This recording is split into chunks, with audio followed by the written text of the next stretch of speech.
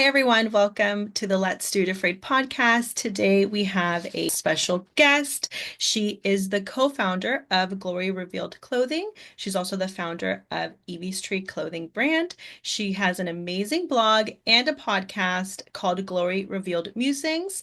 She's a single mom to two beautiful kids and one of the bravest women I know. Oh, Everyone, please welcome Amy Miraflor. oh, that's so sweet of you. Thank you. What a nice intro. Thank So you so sweet. much, Amy. I think I have told you, but I don't know if I have actually. That you're one of the reasons that I really started this podcast. Like you Oh, really inspired me. You are really open and honest on your blog. And I remember when I joined the community of the blog, you would have like little meetings and we would meet via Zoom and you kind of started talking about having this idea of starting your own podcast. And I had kind of been sitting in that for a long time too. So just seeing how brave you were and how open and honest and just kind of putting yourself out there. And I don't know, you really, really inspired me. So I just want to say oh, thank you. thank you. That's so sweet. You're so welcome. And I'm so glad that you're in my life. You are so sweet and kind. Man, too kind. So, Thank you so much. Do you want to tell everyone a little bit about yourself in your own words? yeah, sure. My name is Amy. I live here in Sonoma County. Gosh, I my family moved here when I was 8. So from the city, we lived in San Francisco, and I have been a long time Sonoma County person. I left for about 10 years and moved to the Central Valley when I got married and had my kids. That's where my ex-husband was from. And I came back because my dad had Parkinson's disease. So we came back to kind of be close to him.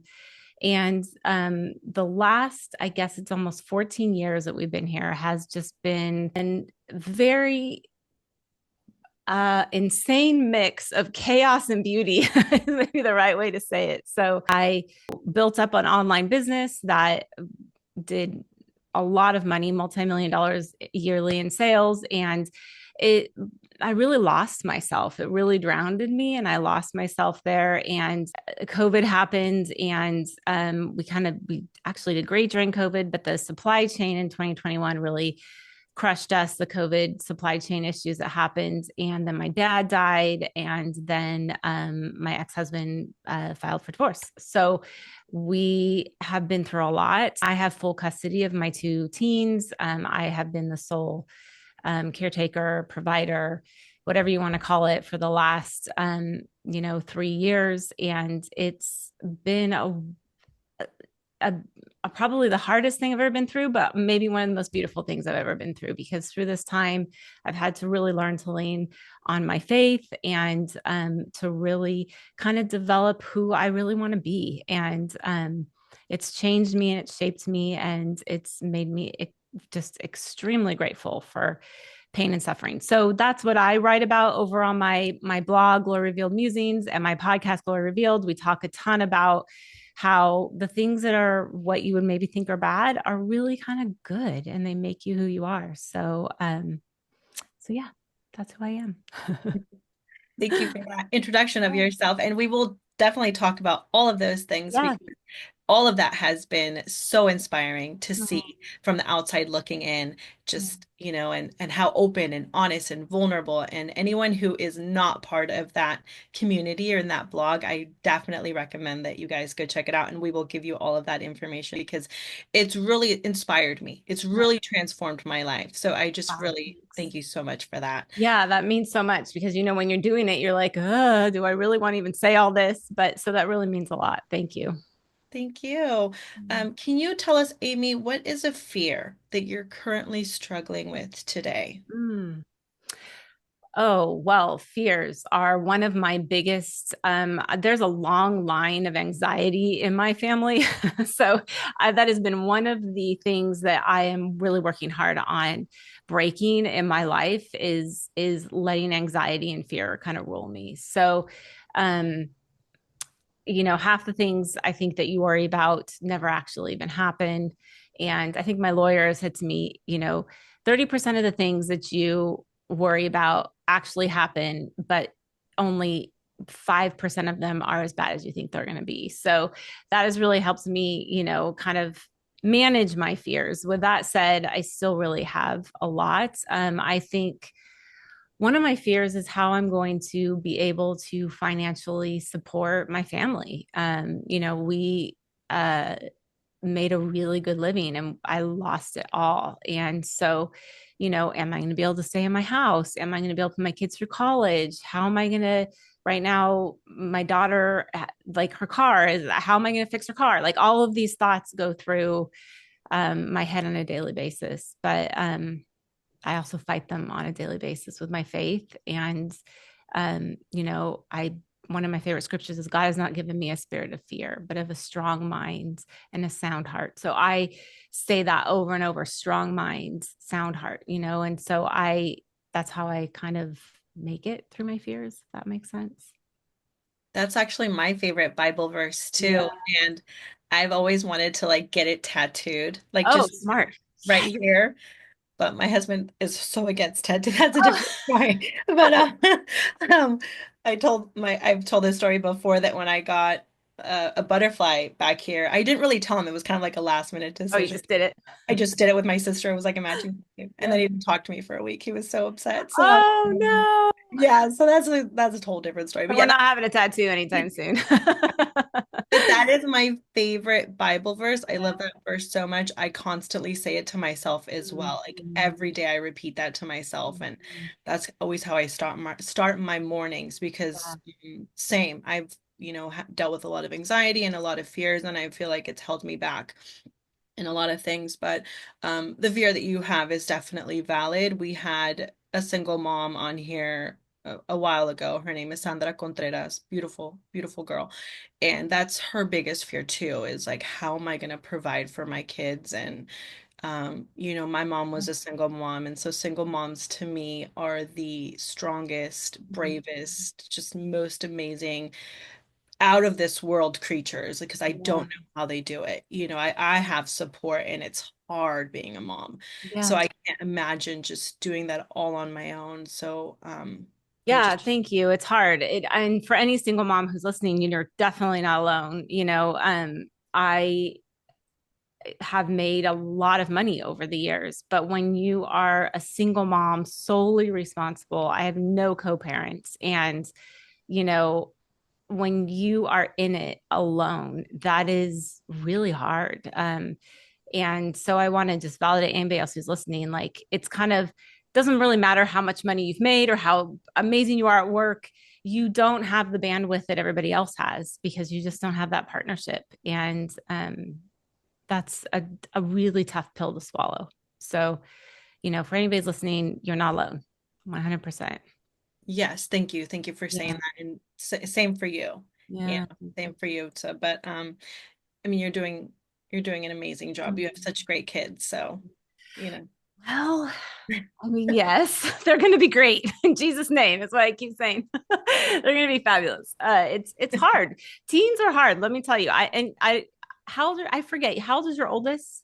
My daughter's 17, she'll be 18 Right. So October. I thought they were around the same age. Yeah, it's really freaking hard. It's like, man, this is, there's all those memes out there that, you've seen him. I love the one of David from Schitt's Creek where he's doing all of his faces and it's like, the moms of toddlers thinking this is the worst stage, and it's like, no, it's all bad. It's bad from the beginning to the end. It's all bad. But at the same time, it's honestly the most rewarding job you can do. It's beautiful, but it is all hard, really hard. Oh, amen. Yes. Yeah. We talk about this all the time. It's the Yeah. most rewarding job, but it's seriously the hardest job. And you on your personal Instagram page, you always share Yeah. memes and things Yeah. that you've read and books. Oh, yeah. I read this one book that you recommended. What was it called? I loved it. It was about raising boys and Oh, the emotionally strong. Yeah. David Thomas. God. yes. Good. Oh, Anybody who's got a boy needs to read David Thomas. It's all I got to tell you. He and Sissy Goff, they're co-partners. They own a I don't even know what they call it. It's this co-therapy mm, place in Tennessee, and they're actually right. They're right in the community of that school shooting that happened in Tennessee. I think it was a Catholic school. I can't quite remember, but They took in all of those kids and are doing all of the therapy with those kids. They are extremely talented. And so if anybody needs a good book on boys, David Thomas does an immaculate, I mean, just his way he's able to describe and explain what boys are going through. It's a little bit odd for a mom to be like, I don't get what's going on. Like, Yeah. where's their brain? And he explains Yeah. it so well. So, Yeah. yeah, No, great. I'm such a glad you good listened book. to it. No, Yeah. thank you. It was such a good book. And so I can just always relate to everything that you put there because I'm kind of in the same bandwagon, even though my son is only 8, but my daughter's 17. And Yeah, that book, I'm like, I need to read that book once a year to like for sure. refresh. And because I Yeah. feel like my son, it's like every year it's, a totally different ball game. Yeah, for sure. Oh, 100%. And he breaks it down to stages too. Like Mhm. he does toddlers, young elementary, junior high, high school. He does a great job at kind of breaking down where each kid is. And it's really, really Yes. helpful. Yes, I agree. So in your blog, which like I said, I love, by the way, you talk a lot about the fear of failure. And Yvette and I talk about that a lot as well, how especially coming from immigrant parents, Mm. just always feeling like we have that weight on our shoulders of having to make them proud and not wanting to let them down. So fear of failure is, I think, like a core issue that I deal with on a daily basis. And I know Yvette can relate to that as well. What would you say is your relationship with that fear today? Hmm. God, that's a good question. Yeah, I've really tried to put a lot of energy into why I have a fear of failure. My parents, my mom was a stay-at-home mom. My dad did quite well business-wise. He was an entrepreneur and did quite well.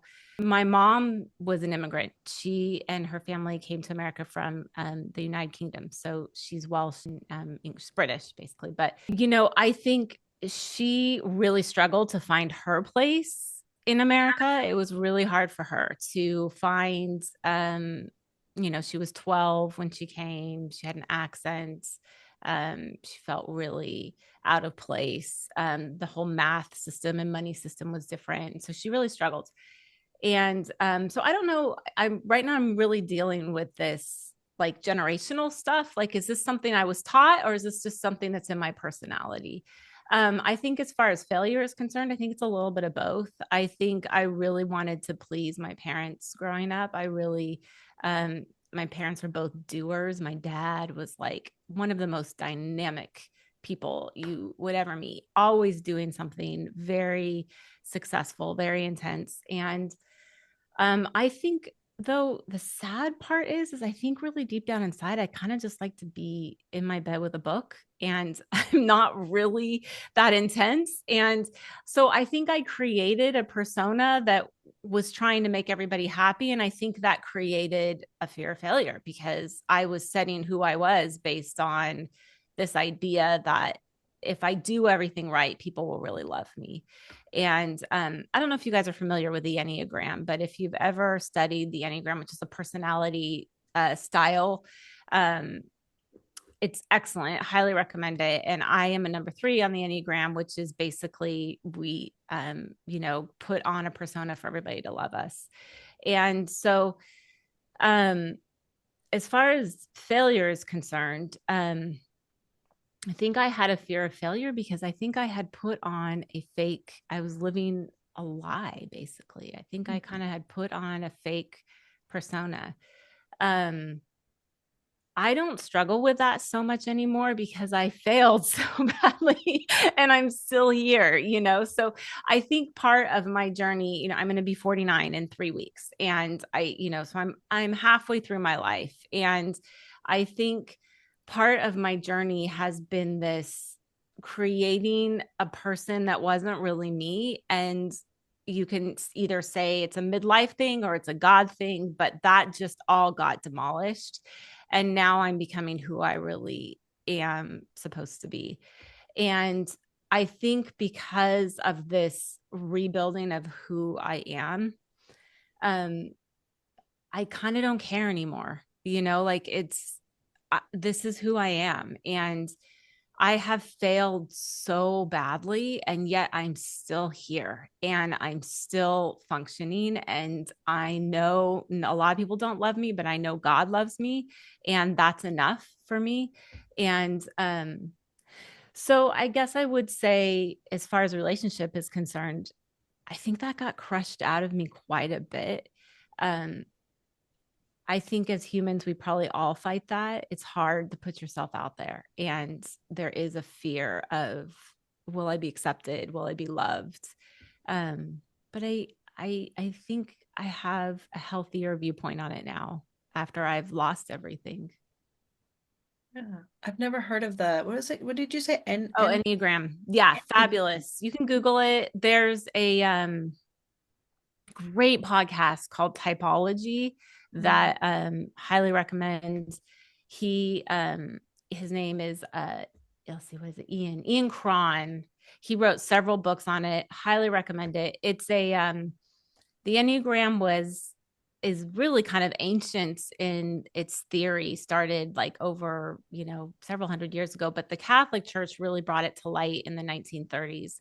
So there is a priest called named Father Richard Rohr, who really brought it to the world in like the late 70s, started doing like classes on it. And it's a really fascinating way to look at humanity and how people respond. And it's the idea is that we all have a false self, and that's what we put out there so that people will love us. And there's 9 false selves that like people kind of fall into. So mine is number 3. So the fear of failure is in that.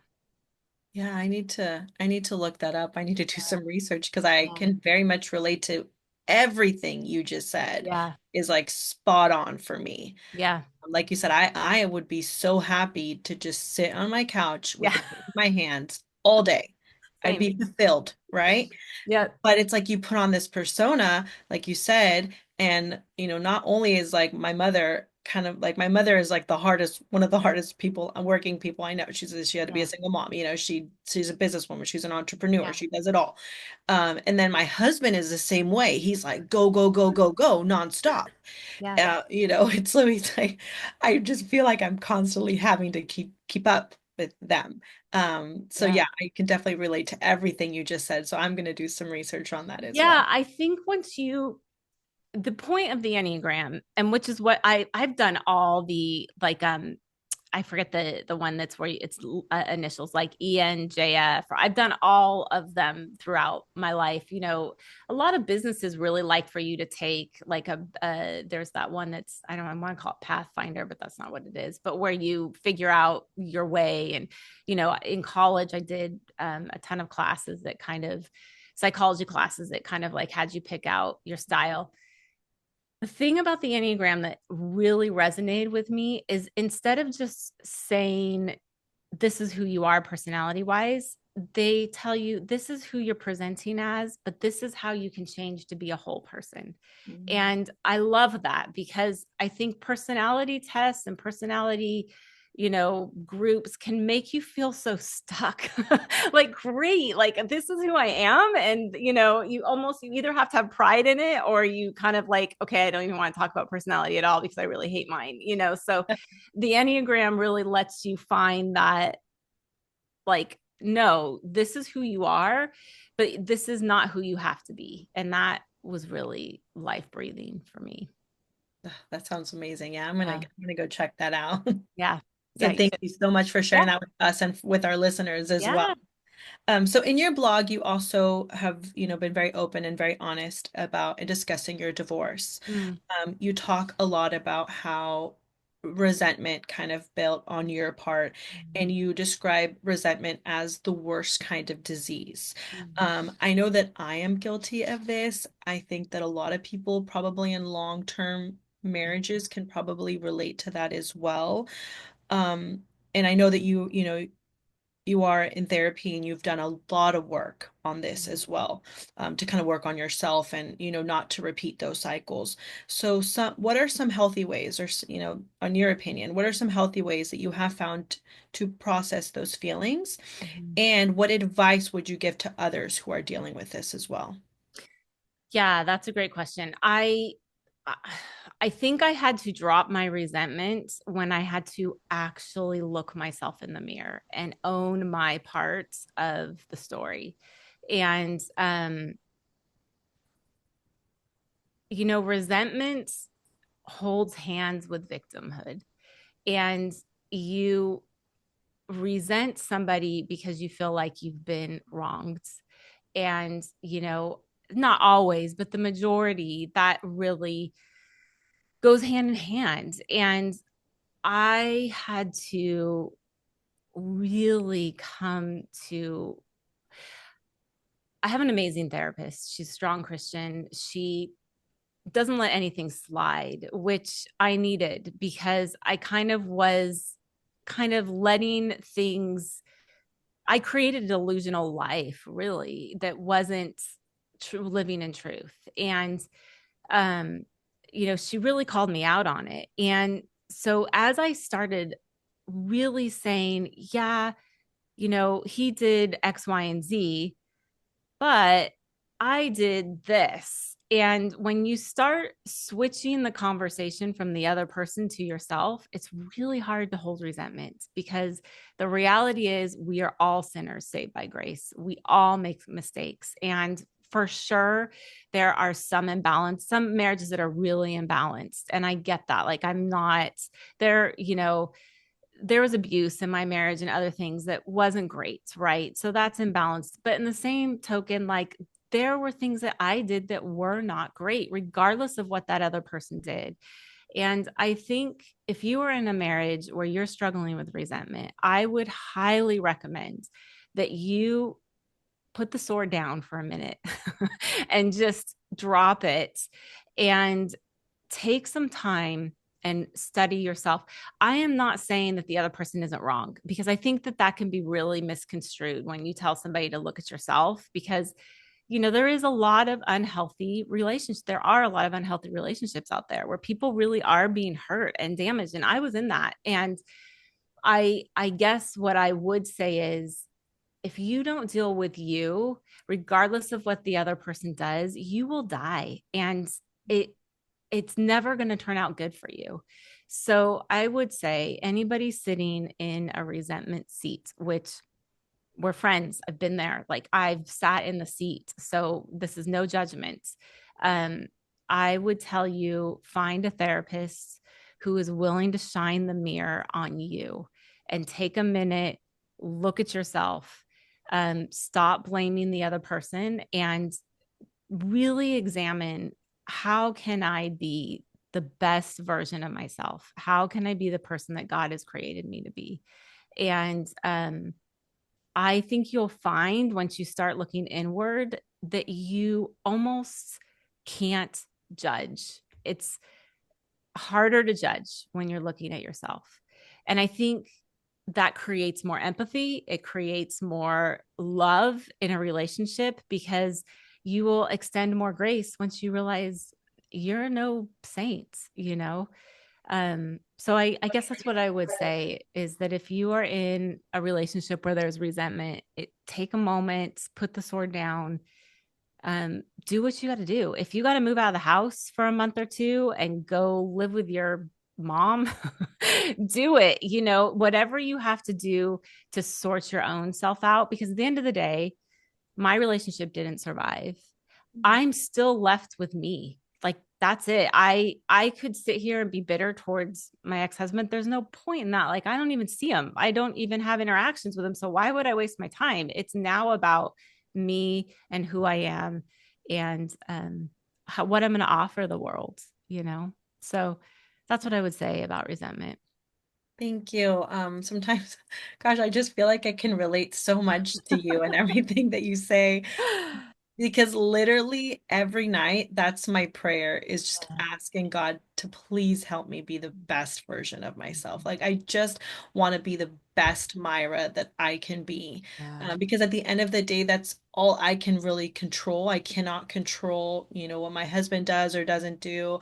I can only control myself. And I love that even though, your marriage didn't work out as you probably hoped it would, Yeah. that you still have a lot of hope for marriage in general, right? Yeah. Like you do say on your blog, like, please fight for your marriage. Like, Yes. please try to fix this when you're in it. Like, don't get a divorce if you don't have to. I mean, you do say, of course, if there's like abuse in any kind of way, that's a different ball game. But if it's something that, isn't abuse and it can be fixed, you really, really advocate for that. So I just really wanted to say thank you. Oh, you're welcome. I do. And I mean, shameless, like, let me get on my soapbox for a second since you said it. 100%. Nobody wants to go what I went through, not to mention the fact that it's expensive. You lose everything, but your kids, I cannot tell you what this does to your kids. Now, there's this one side of the story that's like, well, isn't it worse for your kids to be, in a poor marriage, in a upstaying home? Yes, but that is why you should take a second to sort yourself out. You be the one that says, I'm going to straighten the arrows here. And it's, you know I remember, like, probably, I don't know, maybe like 6 or 7 months into this, one of my kids' therapists said to me, "You're straightening the arrows." And that vision in my head has, it's like you pick up one piece of an arrow and you glue the other piece has to follow. It just kind of goes. And if you can manage to get yourself together, your whole family will straighten out. And so that is my, like, you know, soapbox. Fight for your marriage. Change yourself if you have to. Do whatever you have to do. Do not go through what I went through, because it's the worst kind of pain. It's really not meant to be at all. So thanks for letting me get on my soapbox. You get on your soapbox all you want. Thank you so much.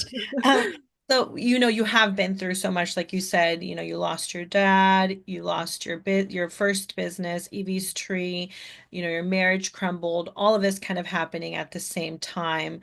And you have, been very honest about the anxiety and the desperation that you felt during that moment in your life. Would you say that this was your, rock bottom? And if so, how did you pull yourself out of such a dark place? That's a good question. Yeah, for sure. My rock bottom so far. That is in my rock bottom. Um, I didn't pull myself out of the dark place for many months. Let's see. My all of the pain went on for about a year. So really, my dad died in July of 2021. My ex left in October of 21. And then the last time I saw him was November of 22. So for the entire year of 22, I was very much trying to keep it together. And, but I didn't do very well. I ate and drank and slept and just, you know, I didn't know what was going on. My kids were sneaking out windows to go places. It was really rough. So it took me a while to figure out that this was it. It took me a while. And by the time I had gotten to that place, I was so broken. I had gained so much weight. I couldn't even hardly move. Like, it hurt to move. Um, that all I saw was death. And I realized, if I don't get myself together, I am going to die. And then my kids will have nobody. And so that was my driving force, to get me in a better place, for sure. And then, I started really diving into my faith. I started, gaining control of my health. And it was just all, uphill, downhill from there, however you want to look at it. So, Oh, thank you for sharing that. Gosh, I just can't even imagine. yeah. But I think that as a mom, I can relate in just the sense of, like, when you're a mom, you can't really afford to just like lose your shit, right? Like, Oh, you really, really have to, even if you have no strength, even if you're going through the darkest, hardest time of your life, like, you do not have a choice but to get up, yeah. survive, and figure it out, and, Yeah. be a gangster. So it's like, For sure. I mean, your kids, I guess you could say my kids saved me. I mean, your kids are reason to live, Mhm. and so yeah, that really. it forced me to change. It's, it scared me enough to Yeah. make me do what I had to do. Yeah. And I mean, and I've even like seen the pictures that you would post of like what you looked like when you were going through that hard time, and you can just see like your face was like puffy and you just looked sick, and just like seeing you now and how, beautiful you are, and how you have like light in your eyes and you just shine differently, and that I think is just a testament to the work that you've done and also to your, your faith and your strength. Yeah. Oh yeah, it's not me. I mean, yes, I did the work, but ultimately God was the one who, walked in and stepped in. Listen, anybody can have God in their life. You just have to open the door and you have to say like, I'm desperate enough. Like, come in. I can't do this. I'm not capable. You tried it and it was a mess. So, I think anybody can have what happened to me and their transformation. It can happen to you. You just have to open the door. And I couldn't have done it without God. 100%. Yeah. Yes, thank you. Thank you for saying that. When bad things happen, I can be guilty of kind of being angry with Mm, God. I can sometimes feel conflicted because I'm like, why did you let this happen? Right. But then at the same time, it's like, I'm responsible for my own actions. yeah. So, I do have to take responsibility for the role that I played in all of that. How have all the hardships that you've endured kind of hurt your faith or your relationship with God? And at the same time, how has it strengthened it? Well, I think, yeah, that's a great question because I think if you've never, so I'm for the first time in my entire life reading the Bible all the way through. So I cannot recommend this enough. This is the Daily Walk Bible. I was just reading it I'm a little behind today. So I just read it before we jumped on. But if you are to read the Bible from start to finish and you see all the things God uses to bring glory into your life, all the bad stuff, all the junk, and all the pain. If you read the Bible and see what God does, it starts making you, okay, God, so this is crappy.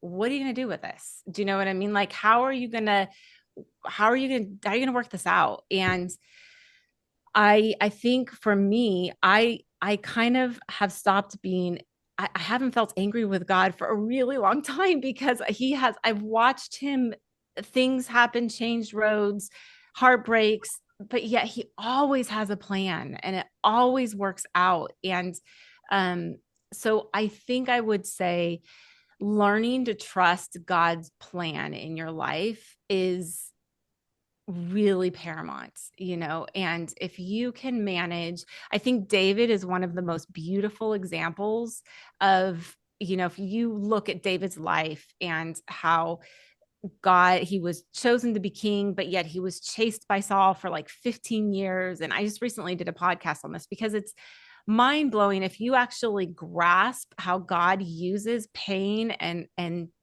trials to make you a better person and to give you all the beautiful things you want in your life.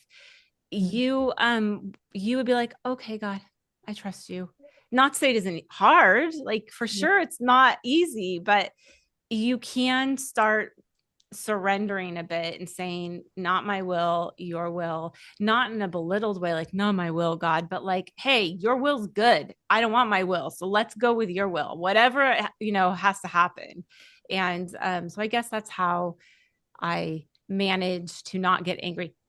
To be fair, there are many times where I'll be like, ooh, God, this I don't want. I am not okay with this. Like there are those moments for sure. So Thank you. Thank you for that advice. I have not read the Bible beginning to end, but I do want to do that. So yeah. thank you for that reminder, and Yeah. because it is something that I sometimes struggle with. For sure. Gosh, we all do, but when you start seeing examples of how God really works, then you'll be like, oh, okay, maybe I could not be so, like, let me just sit here and trust for a minute.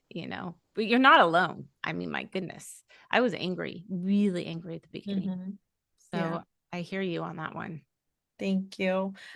So in your Glory Revealed Musings Instagram page, in the bio, you Mhm. say, encouraging women who are suffering that good can exist in the suffering. Glory will be revealed in time. Mhm. So as you know, we were just talking about that is something that I'm sure people struggle with, the good, trying to see the good and the bad. But I Yeah. do know that message is really, really important to you. Yeah. So why do you think that message is so important to you? Why was it so important to kind of put that in the bio? I truly would not be here if I didn't see God's glory, revealed in my life. So um I think that's why I put in there is that I went through, I lost my dad, I lost my business, I lost my marriage. It's too soon to say how my kids are going to turn out, quite frankly. Like it's been really hard. Um, and there were some other things that went on that I never told anybody about that were also equally terrible. And I just haven't said. So it was a really rough time. But yeah, I have never felt so much joy and peace. So it taught me to lean on him. It taught me to take a deep breath, be grateful for the small things. People remark on how different I look. It is truly because I have seen God's glory work in my life. I have seen him do miracles when I didn't think it was going to work out. Um, I believe strongly that he uses these tough times to kind of push you in the dependence on him. And once you depend on him, he's got you. There's Yeah. so much. The moral of the story is that you don't be afraid of suffering. It's really going to make you into something beautiful. And I think a lot of people suffer and they grit through it, right? Like I'm suffering and they get like, all bodily tensed up. And I think if you can surrender and be like, hey, God, this hurts and I don't know why. And I hate this. And you daily surrender how you're feeling and by just I don't love this, please give me strength to make it through this day, you will find strength not in yourself but in him, and he will make you beautiful. He really will. I think it's a bit of a joke that this is so hard for us to kind of understand, because the reality is we all know this through science, right? Like you work out, it hurts, it's terrible, but yet it totally tones you and makes you better, right?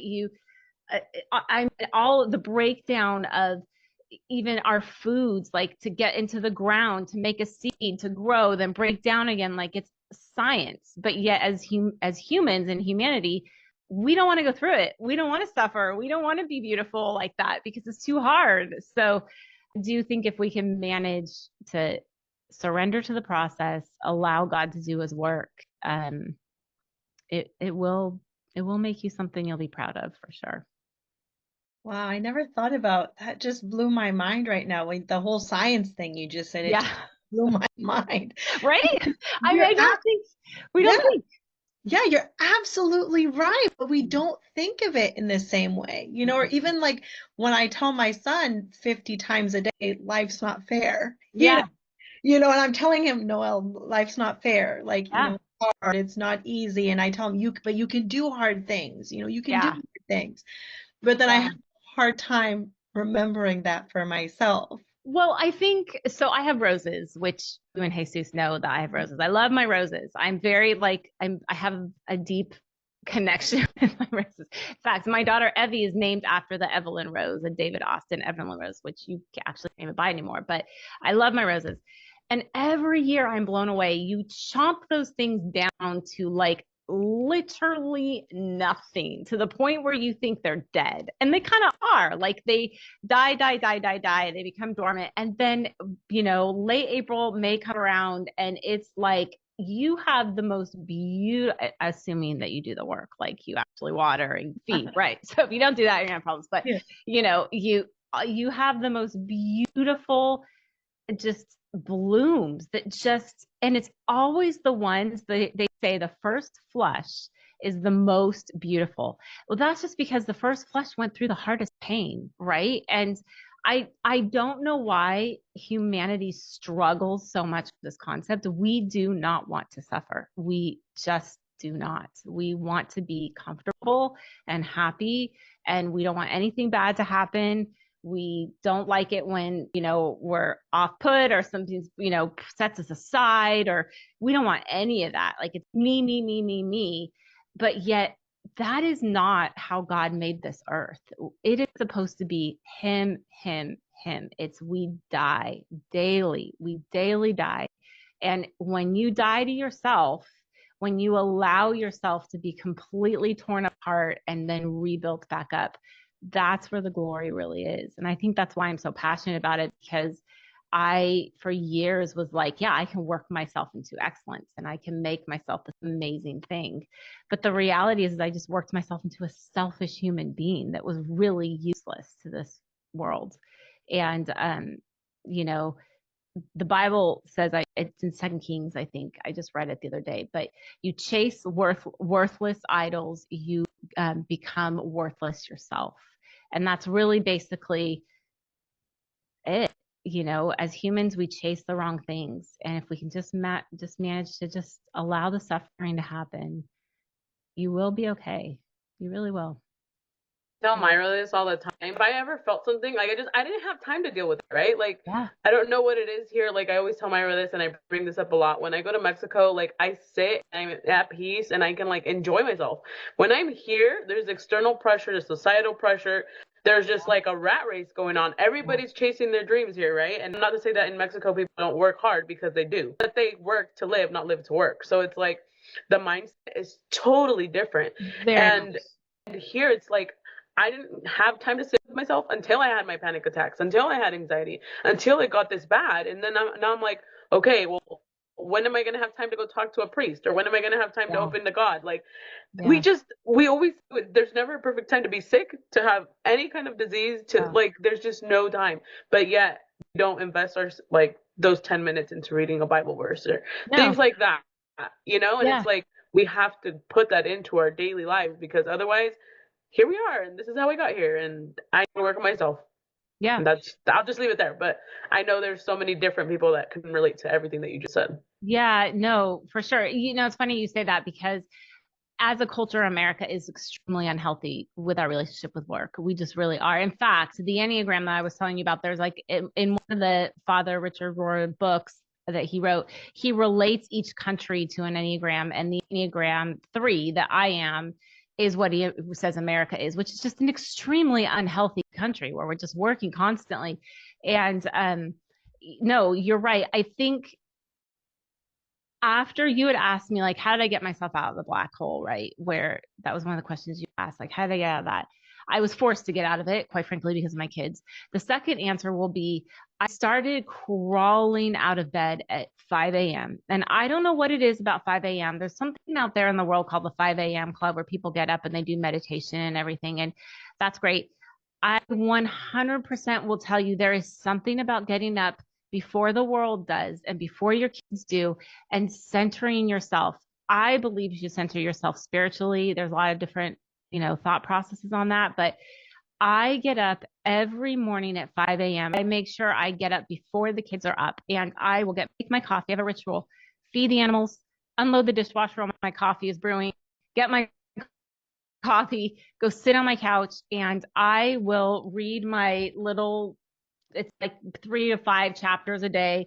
I take my little journal out, and I write my prayers out to God. And I don't know where I would be without those moments. It has made me stop and not be the crazy me person that this country really wants you to be, right? Where you get up, you get going, you work out, you do this, you do that, you get to work. And it's me doing this 5 a.m., surrendering myself to God and praying, has created that was the first step, that after I realized I was going to die and my kids were going to be without a parent, it was then that I've got to get myself centered. And the 5 a.m. prayer thing, um, if anybody here doesn't know how to pray, I would tell you, don't even stress about that. Just sit on your couch, write out your thoughts, because God hears them, and you will start feeling him communicate with you. And it's a beautiful thing. And if you don't have any idea how to do that, message me. I'll walk you through it. But um, it will change your life for sure, and will help you with your anxiety and with this crazy world that we think we need to live in. Thank you for sharing that, because it's real. It is real.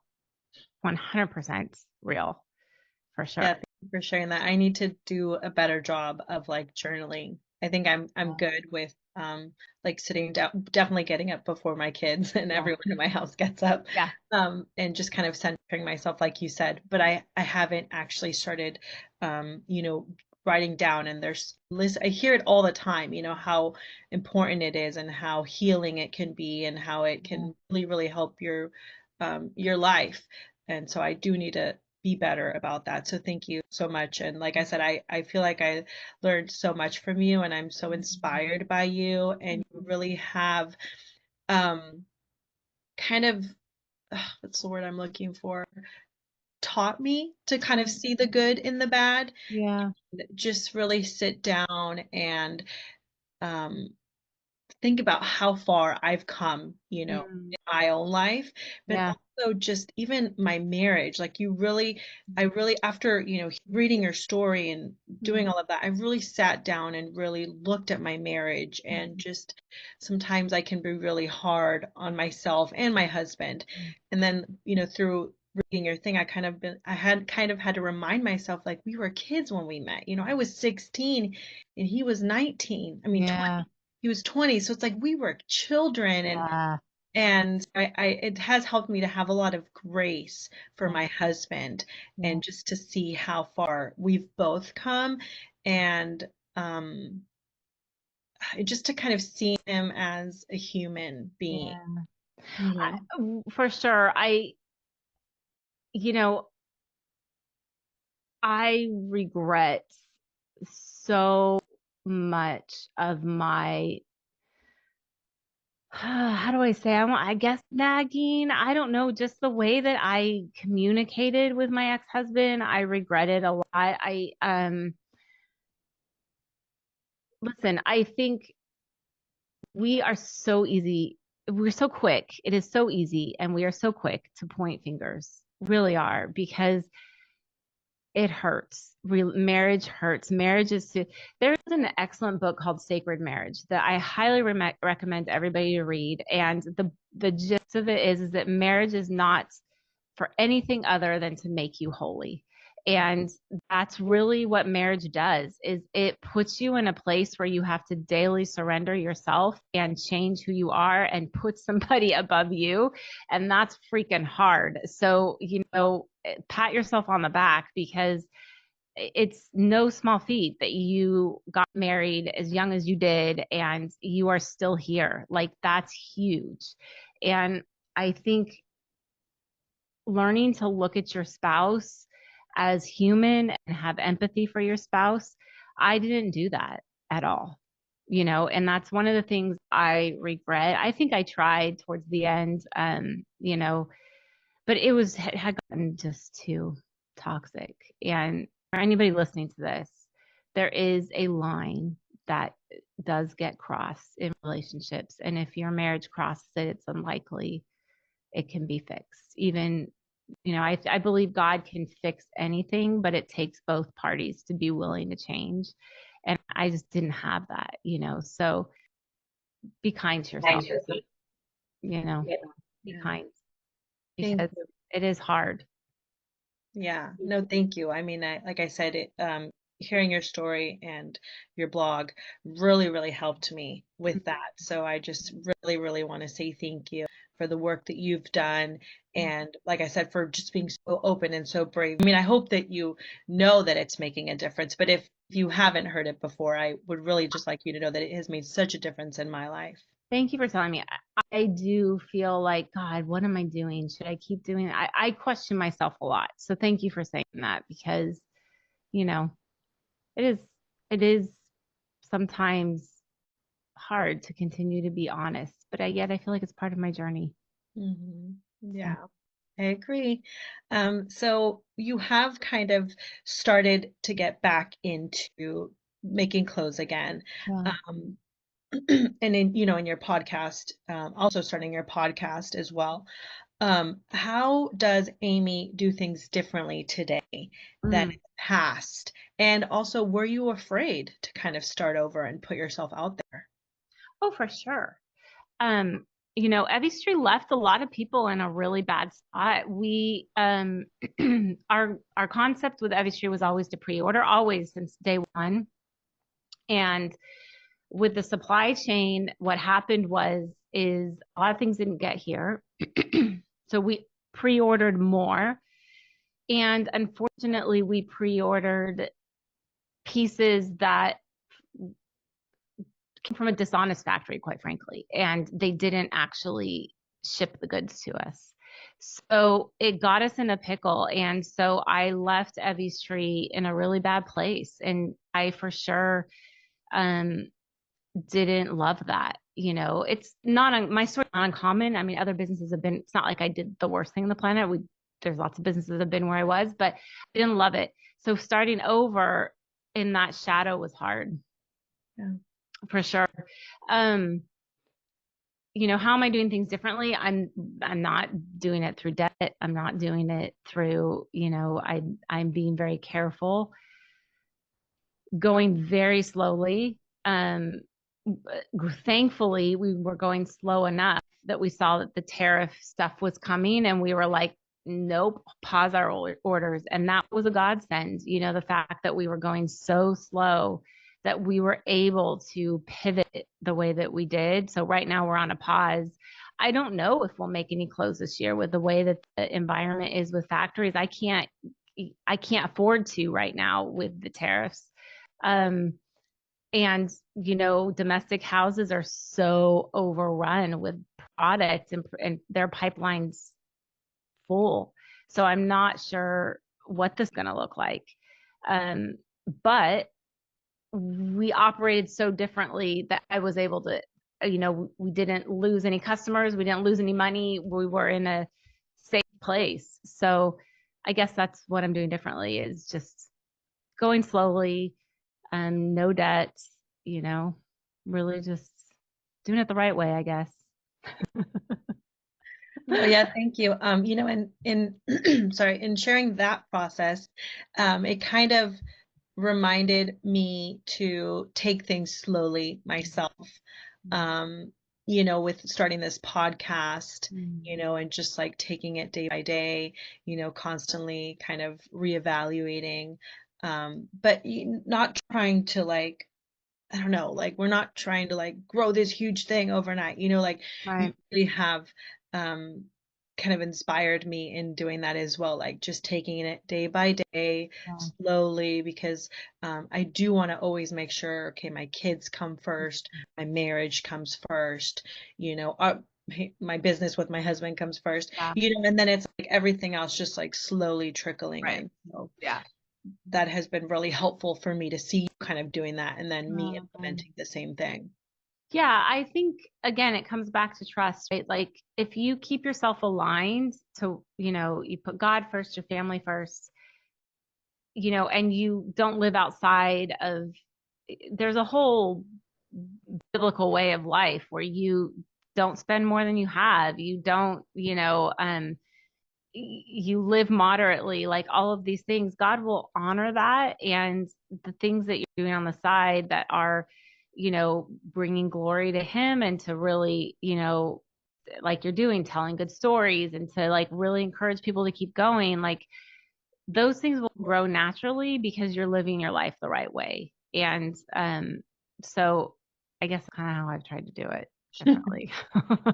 Not to say that it's been, I mean, on top of, I have to make money, and takes a lot of time. So, if you're putting time and energy into something that's not making a ton of money, you really have to kind of examine what you're doing. And that's been hard for me because, I do have to put my energy where I can support my family. And so figuring that out has been a little bit of a journey, but yeah.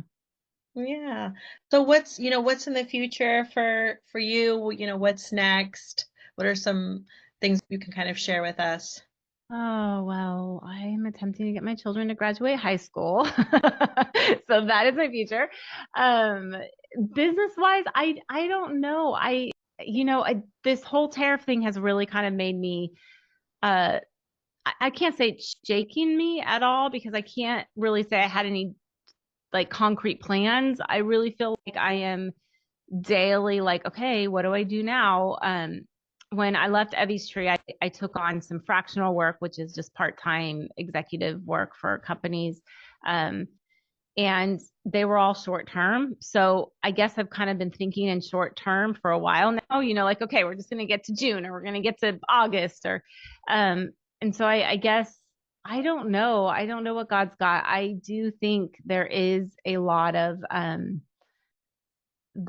here that God wants me to do as far as the podcast is concerned and the writing. I really feel like I'm supposed to focus a bit on that. So I'm probably just going to be sitting in that space for a bit. I don't know where the clothing is going to go. It really kind of just depends on how everything shakes out with the economy and, one day at a time. So, And I like that because that ties into what we were just talking about, how yeah, you are just taking it one day at a time and, yeah, not rushing anything. So I love that. yeah. So the last couple questions that we have for you, Yeah. we like to end all of our interviews with these last two questions, is what is the worst advice that you've ever received, and what is the best advice that you've ever received? Gosh, the worst advice I've ever received. I would say I've received a lot of bad advice over the years as being in business. Um, I wish I had never taken out debt, to be honest with you. I received a lot of advice and I think debt can be helpful for businesses, but I did not as a person know what to do with it. So I was not able to treat it the way that it was meant to be treated. So I had a lot of business advice throughout my Evie's Tree process that really I just wish I had maybe thought deeper about the way that I was managing money. So I think I probably got a lot of poor money advice maybe would be the right.